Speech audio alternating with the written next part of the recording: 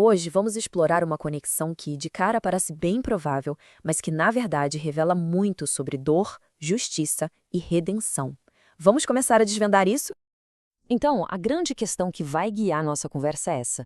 O que é que um herói solitário, o vigilante de Gotham, nascido ali da escuridão, tem a ver com os pilares da fé cristã?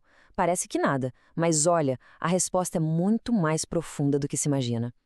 E o ponto de partida, o que une esses dois universos tão diferentes, é uma coisa que todo mundo conhece: a dor. Uma ferida. Uma ferida bem profunda, daquelas que podem ou quebrar de vez ou reconstruir de um jeito completamente novo. Certo. Então vamos primeiro entender essa figura, um herói que nasce da dor. É crucial a gente lembrar que o poder do Batman não vem de outro planeta, nem de um acidente químico. Não.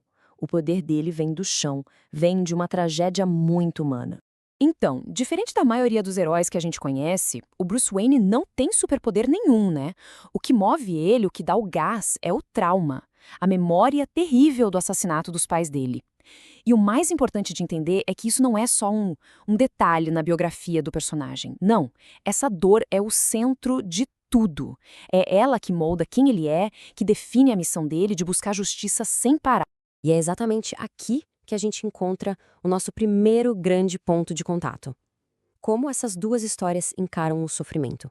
E elas encaram de frente, sem fugir. Olha só que interessante, o Batman não salva Gotham apesar da dor dele. Ele salva Gotham por causa dela. Ele usa essa dor como combustível, ele encara ela toda noite. E de um jeito parecido, a fé cristã não manda ninguém simplesmente ignorar a dor. Pelo contrário, a Bíblia é super honesta sobre o sofrimento. É só ver os salmos cheios de lamento. O próprio Jesus chorou. A questão nunca foi fingir que não dói. Ok, mas o jeito de lidar com essa dor, aí é que a coisa muda de figura e nos leva para caminhos totalmente diferentes. De um lado, o isolamento. Do outro, a comunhão. É que o trauma, quando não é trabalhado, quando não encontra um sentido maior, ele costuma isolar a gente. E o Batman é o exemplo perfeito disso. Ele se fecha, constrói muralhas emocionais e aposta tudo na autossuficiência. É um jeito de se proteger, né? Para nunca mais sentir aquela dor de novo. E aí vem o contraste total. A narrativa bíblica, logo no comecinho, já diz: não é bom que o homem esteja só. Isso aponta para uma ideia central: a cura, o crescimento. Eles acontecem quando estamos juntos, em comunidade, não sozinhos, fechados no nosso próprio mundo. Então, o que a gente tem aqui são duas respostas possíveis para a mesma dor. É como uma encruzilhada. De um lado, o caminho do Batman, o da autossuficiência, que pode acabar deixando a pessoa mais dura, mais solitária. Do outro, o caminho da comunhão, que propõe que, ao entregar essa dor, se pode encontrar humildade e uma conexão mais real com os outros e com o divino. Vamos falar agora sobre o código moral, porque os dois lados têm um jeito bem definido de responder a um mal que existe no mundo. A regra número 1 do Batman, todo mundo sabe, é: ele não mata.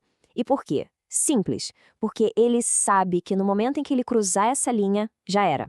Ele vira exatamente aquilo que ele luta contra. A diferença entre ele e os vilões some. Isso, de certa forma, ecoa muito um princípio cristão, né? Aquela ideia de não pagar o mal com o mal, que a gente vê lá em Romanos. É sobre buscar uma justiça que não venha do ódio. É sobre não deixar que o mal defina como a gente vai lutar contra ele. Só que é exatamente aqui que os caminhos começam a se separar de verdade, porque o objetivo final da justiça em cada uma dessas histórias é bem diferente. Pensa assim, a justiça do Batman serve para conter o problema. Ele impede que o caos tome conta. Ele coloca os vilões atrás das grades. É uma força de contenção. Já a justiça na visão cristã quer ir mais fundo. Ela busca transformar o coração da pessoa e na raiz do problema. O que o Batman faz é fundamental para Gotham, claro, mas é uma solução incompleta. É como tratar o sintoma, mas não a doença. Ele pode prender o Coringa 1000 vezes, mas ele não consegue curar a maldade que está lá dentro. A justiça dele não tem o poder de redimir. E agora a gente chega no ponto alto da nossa conversa, no maior contraste de todos e talvez no mais importante: qual é o propósito final da dor em cada história? Essa frase do profeta Isaías, "pelas suas feridas fomos curados", resume tudo. Aqui, a dor não é só o que impulsiona um herói a agir. A própria ferida se torna o lugar da cura. É o mecanismo da salvação. Então, para a gente fechar esse ponto, A dor de Bruce Wayne cria um vigilante, um herói solitário que luta por justiça. Uma missão nobre, com certeza. Mas, na história cristã, a dor de Cristo não cria só um herói, ela gera um salvador. O sofrimento dele vira a fonte da salvação para todo mundo. E no fim das contas, essa comparação toda não é só um exercício de, sei lá, de cultura pop.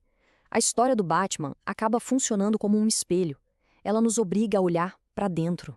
E aí a pergunta que fica no ar é essa: o que a gente está fazendo com a nossa própria dor, com as nossas feridas? Porque, como a gente viu, a dor pode nos levar para dois lugares bem diferentes. Ela pode nos fechar, nos tornar mais frios, mais controladores, bem como o Batman nos seus piores dias. Ou, quando essa dor é entregue, ela pode se transformar em compaixão, em crescimento, em um propósito renovado. E para terminar, fica essa reflexão. A história do Batman é incrível porque mostra que a dor pode sim forjar um herói. Mas o Evangelho vai além. Ele mostra uma promessa ainda maior, que em Cristo essa mesma dor pode ser usada para criar um coração completamente novo.